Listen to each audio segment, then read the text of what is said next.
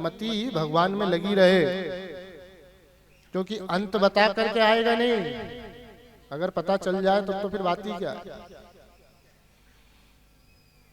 तो जब हमें ये निश्चित नहीं है कि समय कब आएगा जाने का, तो हमें ये भी निश्चित करके नहीं रहना चाहिए कि हमें सुबह इतने टाइम बस भगवान के पास बैठना है या इतनी देर नाम जपना है।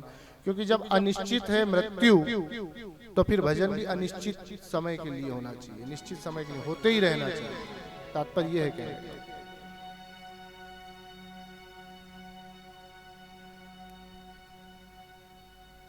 तो भरत जी महाराज,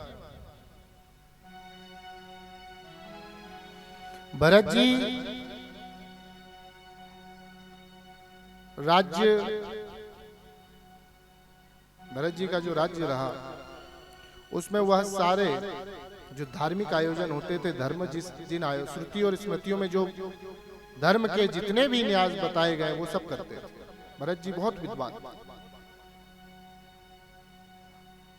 अपने जीवन में उन्होंने कभी कोई पाप नहीं किया, सदैव निर्मल बुद्धि के रहे।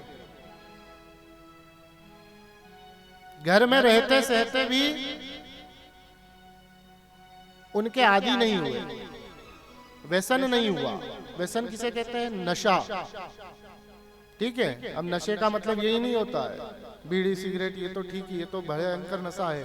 अगर आप किसी चीज की आदत डाल लेते हैं मन में और उसके बिना आपका जीवन नहीं व्यतीत हो पा रहा है, तो वो व्यसन में ही आता है। अगर परिवार घर की आदत डाल ली कि नहीं साहब इनके बिना कुछ भी नहीं है, तो ये भी व्यसन में ही। हाँ, एक उम्र तक ठीक है, एक उम्र तक तो अगर हम गृहस्थ में हैं तो अच्छी बात है। एक उम्र तक तो गृहस्थ में, एक उम्र के बाद फिर इन सब में निवृत्ति भी होना शुरू हो जानी चाहिए। इन सब से पीछा छुड़ाना लगना चाहिए स्वयं ही।